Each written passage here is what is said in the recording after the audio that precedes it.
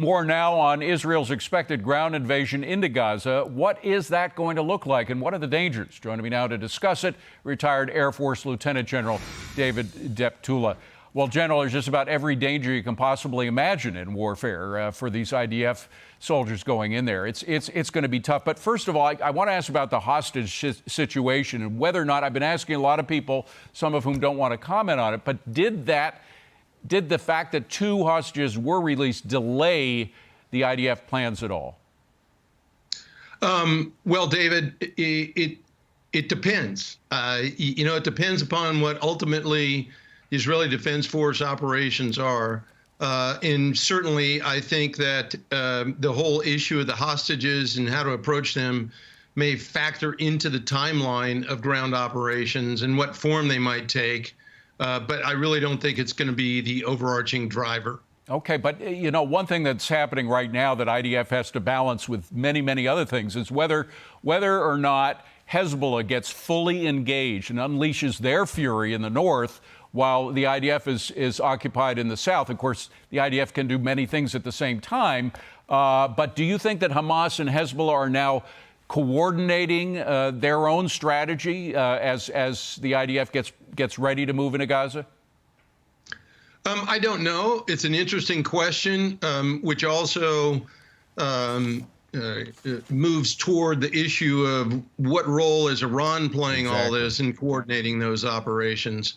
I would suspect that there is some coordination that's going on. But as you indicated, the Israeli Defense Forces are very capable.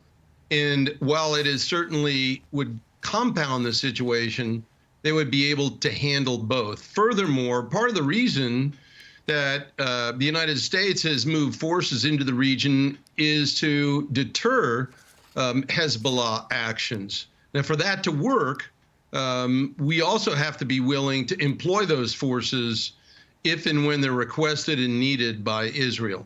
Now, that's a very intriguing question because, of course, we obviously don't want to get drawn into a Middle Eastern war directly, but you're suggesting that could happen.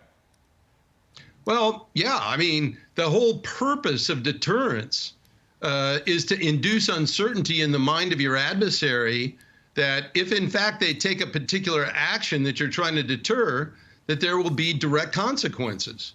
So it needs to be made pretty explicit, other than just simply a comment, don't, that the U.S. is willing to apply those forces that they've moved into the region.